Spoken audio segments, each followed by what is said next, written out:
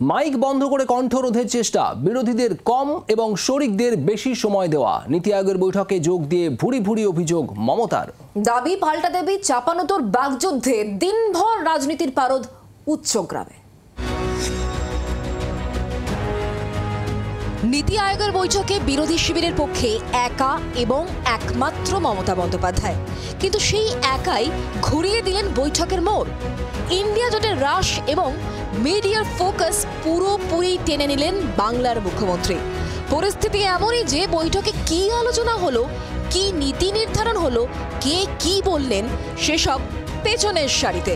চর্চায় শুধুই মমতা।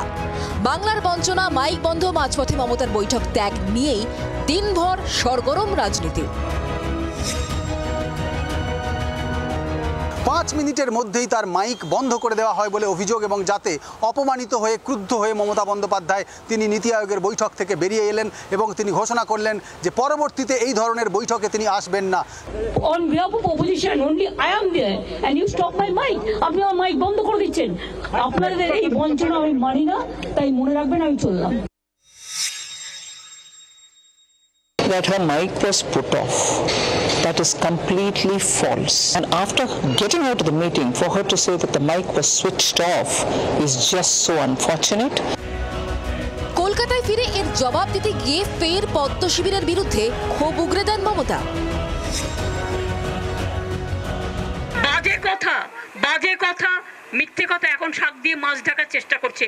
নিজেদের ভুলটা যদি তখন বুঝতে পারতো তাহলে আমার সাথে এটা করতো না। Deliberate attempt to malign opposition. এটা হচ্ছে জেনে বুঝে deliberate attempt to malign. তার নিজেদের তো রক্ষা করতে হবে, ফেস সেভিং করতে হবে। এখন না, ফেসটা তো লস হয়ে গেছে, তা ফেস সেভিং করবে কি করে? কংগ্রেস তো বটেই, আপ, ডিএমকে, জেএমএম সহ পুরো ইন্ডিয়া জোট নীতি আয়োগের বৈঠক বয়কট করেছে।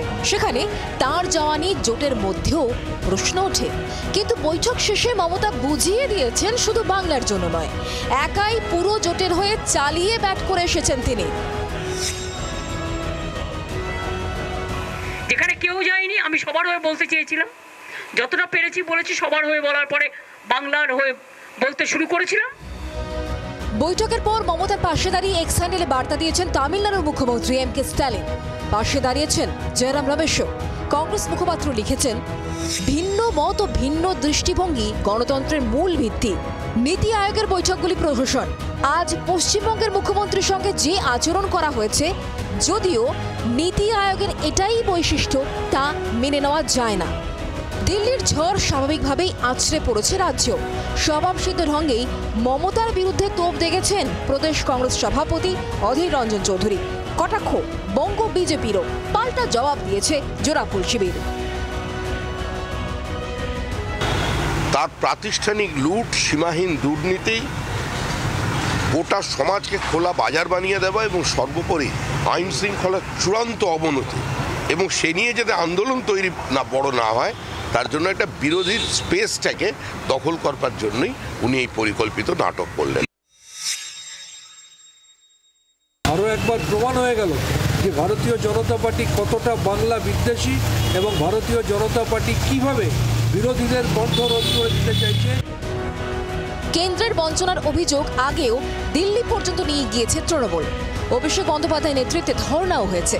এবার বৈঠকে যোগ দিয়ে সরকারিভাবে সেই দাবি দেওয়া নথিভুক্ত করলেন মমতা।